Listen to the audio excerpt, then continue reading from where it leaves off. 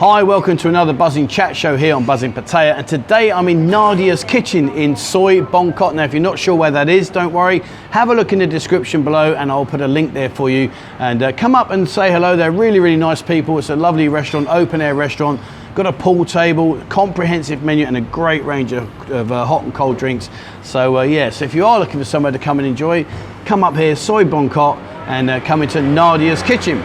All right, so today lots of questions have been sent in. Thank you very much indeed for all of the questions you've been sending me. And as always, I'm trying to manage where we do these and do different places, show you different things. So obviously we're here at Nadia's, and the questions today are advice on moving to Thailand. Good question. I've got me list here. So advice to moving to Thailand. Can I come to Pattaya with my family and wife and my 10-year-old son? Good question. Why do bar-girl relationships not work out? Interesting. And what things should I carry with me as a newbie here? The bell ringer wall of fame, would I ring the bell? And my go-to social media platforms. All right, so let's start with the first question then. Advice to moving to Thailand. Now I've got to say, everyone says when they come in, oh, I could live here, I'd love to live in Thailand. But I tell you what, there's a lot of things you've got to consider before you make that move. It may seem like the dream location, it might be the thing that you think, oh, I could love to do this, but it's not quite as straightforward as perhaps it may seem when you're here on holiday. So what I've done is I've written down a few ideas that I think you should consider, and I want to just go through these step by step as to whether or not living here in Thailand, or in particular in Pattaya, would suit you. So the first thing you need to understand is, before you commit, is can you financially afford it? And it's a very good question, because I'll tell you the answer is, a lot of people think, oh, I'll just come here, I'll find some work, etc, etc, and it is not as straightforward as that. Okay, remember that as a Westerner, as a European, we can't find work here very easily. Okay, the work here is generally speaking aimed towards the Thai people. So if you can't financially afford it and you're required to come here to work, you've really got to take that into consideration before you get out here, because I'll tell you, it's not as easy as it seems. And if you were to run out of money and let's say your pot dried up, well, what would you do? You know, a lot of people that live here, if they are working in the digital world, they're trying to work online and they're getting their income from there. So is that something you can do? Because if you can't just walk into a bar or a restaurant and say, hey, can I come and work for you? You can't go into a hotel and ask, can I come and work? Because that's not how it is here. You know, you've got to understand there are limitations as to what you can do here and to how you can find work. So if your pot of money dries up, are you able to find alternative income? And if you are, is that income you can find enough for you to sustain living here? Sounds very easy, but a lot of people forget that and they think, oh, I'll be all right, I've got X amount of pounds. And the trouble is when you come here, it's not like living back home. There's a lot of temptation, a lot of things here. Don't forget, when you live here, every day is a Saturday, every day. So you have to be disciplined. Look at your lifestyle, okay? Before you commit to coming here, look at your lifestyle. You know, do you like to party? If you like to party, potentially living here could be actually not a good idea, because you can party here in normal given times, 24 hours a day, 7 days a week. So then the discipline is down to you as to whether or not you can control your party lifestyle. Right now, obviously, you know, we know it's difficult, but in general terms, if you like to party, this will give you the opportunity to really party hard. So again, you've got to be disciplined in how you adapt. And that in turn will have an effect on your income. So make sure you can balance both books. Another question to ask yourself is, how will you stay here? So when I say to you, how will you stay here? What kind of visa will you have?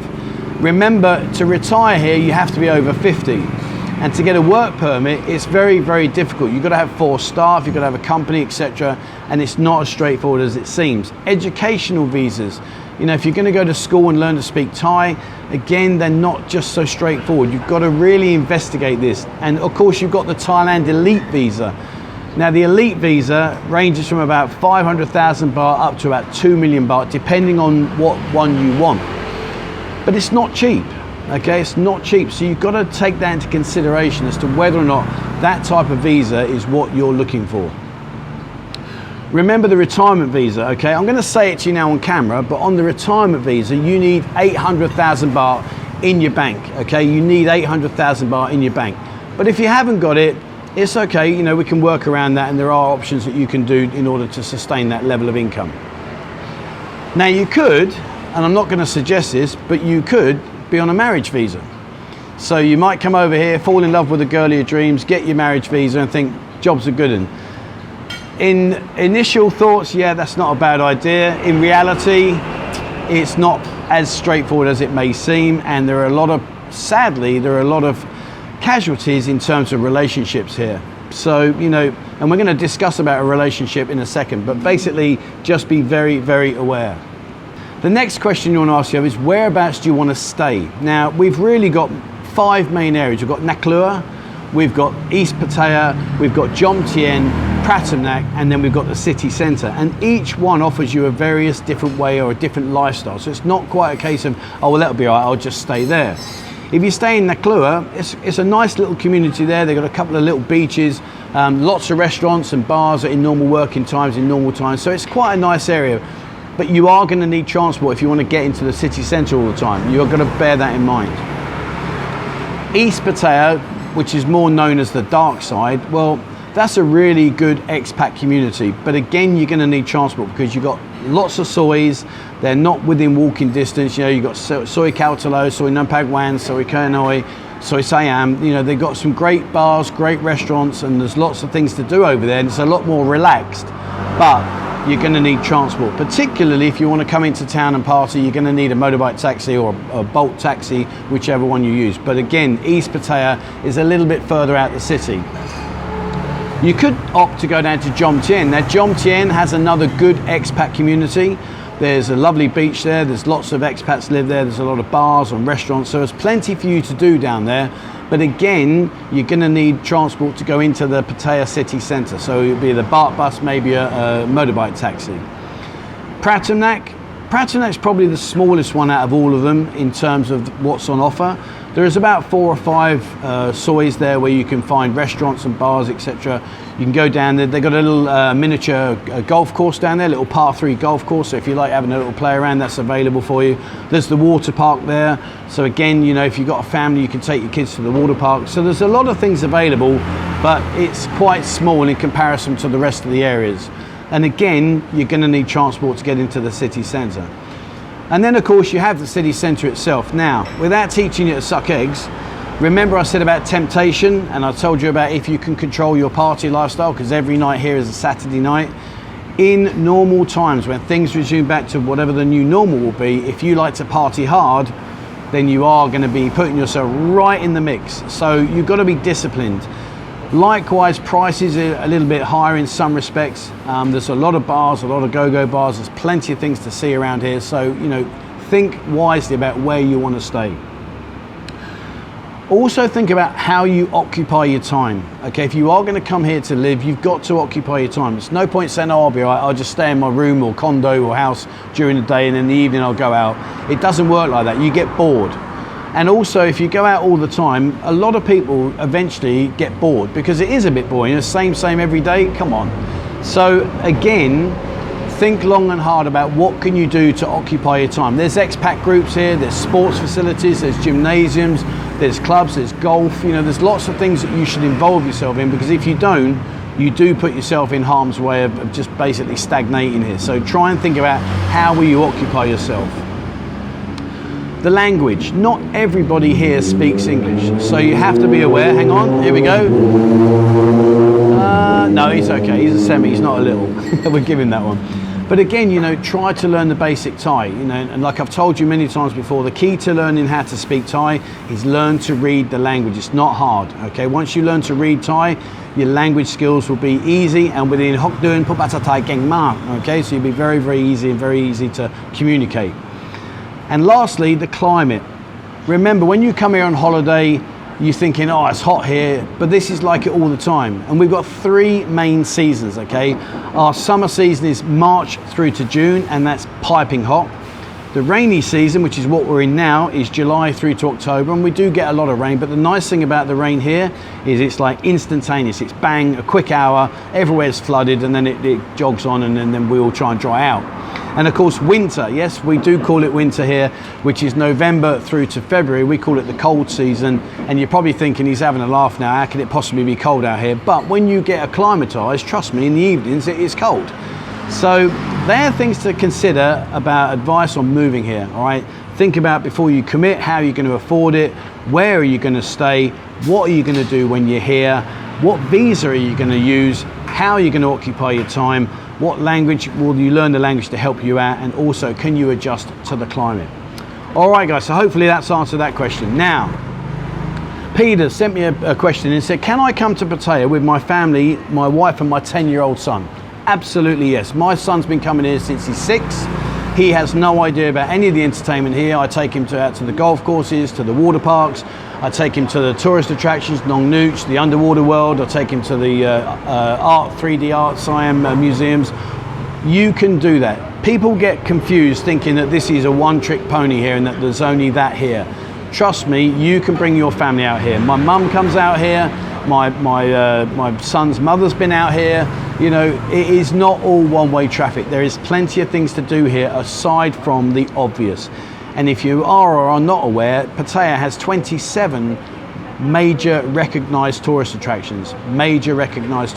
So yes, you can. In terms of evening, you go around Mapachan Lake and places like that. There's some lovely restaurants.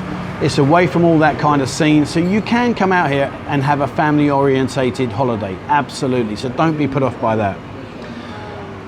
Derek says a really difficult question for me to answer. It says, why do bar-girl relationships generally not work out? Man, that's a difficult question. I mean, well, the easiest way to explain it is everybody's got a past. Okay, we've all got a past. You've got a past, I've got a past, and the girls working here have a past. So the first thing you've got to do is get over that hurdle. And it's easier said than done, because a lot of the time people kind of look back in time, oh, it's all right, you were doing this or I was doing that. So you've got to get over that hurdle, in all fairness. Remember what the girls are doing here, you know, so listen, I'm not going to judge anybody, you know, these girls do what they do, fair play to them, and you come here and you do what you're going to do, so fair play to you. But if you want to get into a relationship, because of the industry these girls come from, they assume and associate that you guys are rammed full of cash. And it may not be quite as simple as that. You might be what we call a 2-week millionaire. You might be over here throwing cash around like it's confetti. And the girls see this all the time, so they're not wrong for thinking, well, everyone that comes here is rich. The reality is that maybe you've saved up all year to come out here and have a great time. And fair play to you, I'm not criticising you for that. Secondly, there's an issue of trust. You know, if you've met a girl in a bar, well, then you're in the bar. So you're already saying to her, I like this kind of scene, I like this industry. So if you was to take her out the bar and then you nip off for a few beers with the lads, come on, let's be straight with each other. She knows where you're going to go and she probably has a good idea what you're going to get up to. So, you know, just balance the books a little bit. And also the age gap. I'm not saying that there's an age that you need to be right or wrong in, each to their own. But what I am saying to you is, if you're, let's say, in the later stages of your life and she's in the earlier stages of her life, are you going to have a lot in common? Are you going to be able to meet in the middle and enjoy yourself? Because if you can't, it's going to be tough, guys. You know, I'm not going to lie to you, it is going to be tough. Having said all of that, there are a lot of people here that do have successful relationships, and fair play to them, you know, absolutely fair play to them. But in general, if you come here and get in a relationship with a bar girl, you've got a lot of obstacles to overcome before everything settles down and you get into a routine. So, you know, be honest with yourself. Come on, if you're in the industry, you're walking down Soi 6 and you're looking for a relationship, really? Is that what you're doing? Seriously? I mean, come on. So just be a bit more realistic about your expectations is what I can say to you. All right, so Joe Boy says, what things should I carry with me as a newbie here? Right, the first thing you want to do is get over the issue of having a man bag. So many people come over, oh, I'm not carrying a man bag, I'm a man. Listen, get yourself a man bag, okay? It's hot, you're wearing shorts, things fall out your pocket all the time. Nobody cares. Nobody cares if you've got a man bag. I've got a man bag, it doesn't matter. But point being is you can put a lot of things in it. So the few things I think you should keep with you at all times is, if you're here for the first time, remember this is for newbies, get yourself a business card of the hotel you're staying in, because if you do have a few too many sherbets and you can't really get compos mentis, at least give the taxi man your address and he'll get you back to your room or to your hotel, wherever you're staying. So again, you know, get a business card from where you're staying. If you've got money on you, make sure you put a reserve somewhere else. So like get 1,000 baht and put it in a different pocket. Don't put it in your shoe. And I'll tell you why. A lot of people make this mistake. If you put the money in your shoe, effectively you're standing on the king, because the king's face is on the Thai baht, and if you put it on your shoe, that's the lowest part of your body, the foot, and it would be considered really, really rude and not very good. So don't put the 1,000 baht under your shoe. Trust me, if someone sees you, I'm not saying every time, but there's a great chance and a huge possibility that they will get very, very offended. But put it in a different part of your body. And maybe if you're wearing a sock, put it in your sock, or put it in a different pocket, a back pocket, a front pocket, or a shirt pocket. But give yourself a get out of jail pocket where you've got some money left if everything goes pear-shaped. Let's say you drop your wallet and all your money was in there, well, now you're in a trouble. But if you drop your wallet, you've still got 1,000 baht in your top pocket, at least you've got an option. So for a newbie, separate your money. Take out what you're happy to spend. Yeah, don't carry all your money in one go. I know so many people that have come over here, they've got like 50,000 baht they've drawn out and they're ready for a few days fun. They take it all out in one night and they just go mental and then they've lost it all. Don't do that, you know. Make sure you just take out what you're prepared to spend. You can always go back to your room and get more later, but just take out what you're happy to spend in the first time.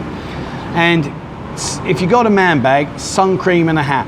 All right, you're walking around here, you get carried away, sun cream, sun cream, sun cream, and wear a hat. That's definitely what a newbie should take. Okay, next question. Sean has asked about the bell ringers wall of fame. Would I ring the bell? Absolutely not. And I'll tell you why. Listen, if you come here and you ring the bell, fair play to you. Fair play. If it ticks your box and you want to ring the bell in the bar, you crack on. I'm not going to judge you. I'm not going to say you're good or bad. But me personally, no. And I'll tell you why. Why would I ring the bell in a bar to reward a girl that's ignored the fact I've even walked through the door because she's busy on her phone? Why would I do that? Why am I going to reward her? All that's saying to her is you carry on playing on your phone, sweet cheeks, and when I come through the door and ring the bell, I'll get you a drink. Never. Come on. So for me, I don't want to do that. Secondly, if you go into the bar and you ring the bell, for some bars, you're not just buying the girls a drink, you're buying everyone a drink. And again, you know, no disrespect, I'm not a cheap Charlie, but I'm just being honest. Why would I want to buy some dude who I haven't even said hello to a beer? What's that about? So ringing the bell is each to their own. I'm not saying you're wrong for doing it, I'm not saying you're right, but me as an individual, no, I wouldn't do it. And the biggest factor is because of the girls. You know, you walk in these bars, half the girls are ignoring you because they're busy on their phones or they're sleeping or they're eating or whatever they're doing, and you ring the bell and you buy them a drink. Really? What is that teaching them? All that's saying to them is, hey, carry on being like you are because you'll get drinks anyway. So for me, I wouldn't ring the bell. As for the wall of fame, look, it's a gimmick, isn't it? Let's be honest. If you walk in and you're with a group of lads and you're all carrying your cash and you're all had a few beers, yeah, I'll go and ring the bell. Get your name up on the wall. Get your name up on the wall. All they're doing is just sucking you in. But each to their own. If you want to ring the bells, guys, crack on. But for me, it's a big I ain't doing any of that. Last question. What is my go-to social media platform for keeping me informed about what's going on here in Pattaya? Well, I'm biased because obviously we've got our Discord group. We've got over 2,000 members on there. There's more and more places now are putting information about their bars, their restaurants, the go-go bars, etc. in there. So I'm going to be biased about Discord. But what I will do is tell you this. Think about these platforms. Facebook. You may like a page. So let's just say, right, I'm here in Nadia's, and let's say you like Nadia's page. Well, if she puts 3 posts out, and you don't interact with those 3 posts, either you like, you share, or you comment, Facebook will stop showing you that page. So in the reality of it is, it's pointless following her, because unless you're constantly interacting, they won't show you her information. YouTube is okay. It's a good platform, and obviously because you're watching this on YouTube, so I have to say that. But no, YouTube's okay. It's a good platform, but again, you've got to sift through to find the information that you want. Instagram, for me, I don't like Instagram because you can't share links. So if you go onto Instagram and someone wants to share a link, a URL, or send you over to a place, they can't do that because you're not allowed to post links that take you off of the platform. They like to keep you on board. And Twitter, to be fair, in my opinion, it's just mass. You know, people will post 20, 30 posts up. Oh, I'm just going to go and get a drink. Now I'm going to go to the toilet. Now I'm going to brush my hair. Now I'm going to, you know, walk over to see my mate. Now I've said hello to my mate. You know, Twitter is a bit like that. I don't like it. It's just too much, and there just seems to be no limitation on what you can post. But again, you know, each to their own. So for me, Discord for us is a go-to channel. We've got 2,300 members on there now. We've got all the different platforms where you can talk about every kind of thing you want to talk about here, as well as videos, photos, all those kind of things. Facebook's okay, but keep interacting with the pages you're following, otherwise they'll disappear off your timeline. And the other thing I hate about Facebook, I've got to be honest with you, is if you like, let's just say you search for a mountain bike, well then the next week your timeline is full up with mountain bike adverts. And it's a bit, you know, it's like that. So there you go, guys. Right, so that's answered this week's questions. Remember, if you've got a question you want to answer, to, please, you know, drop me an email, 247pattaya@gmail.com, and I'll do my best to answer them. And just to go back through, remember, advice on moving to Thailand, so make sure you can afford it, where you're going to stay, what you're going to do when you stay there, how you're going to stay, what visa you're going to use, how you're going to occupy your time, what language can you learn a bit of the language to help you through, and can you adjust to the climate. Can I come to Pattaya with my family, my wife and my 10-year-old son? Absolutely yes. There is a lot more to Pattaya than just what people know it for. Why do bar-girl relationships not work? Well, you're out looking for fun and she's there waiting for fun. So, you know, do the maths. 2 plus 2 are equaling 10 here. What things should I carry in with me? Get yourself a man bag. Stop being a big hero. Get a man bag. Put all your stuff in there and keep yourself safe. And remember, don't put 1,000 baht or any money under your foot in your shoe, because it's really not a good idea. Bell ringing, if you want to ring the bell, you crack on, mate, but it ain't for me. And go-to social media has to be Discord. It really is a great platform, and coincidentally there is a link in the description below. All right, guys, that's it for me. Remember, Nadia's Kitchen, Soi Bangkok. Come down, come and say hello to Nadia. It really is a great place, great food, pool table. It's an open air bar, so it really is a nice place. You can sit here and just enjoy people watching. So that's it for me today, guys. Thank you very much for watching. Please, as always, remember, hit the subscribe button and also the bell icon if you'd like to be notified when I bring out a new video. Check out our members area. More and more members are joining each and every week, which is fantastic, and there's more benefits coming to you guys. And join our Discord group. That's the place to be. Thanks so much for watching, guys, and please, as always, wherever you are in the world, stay safe.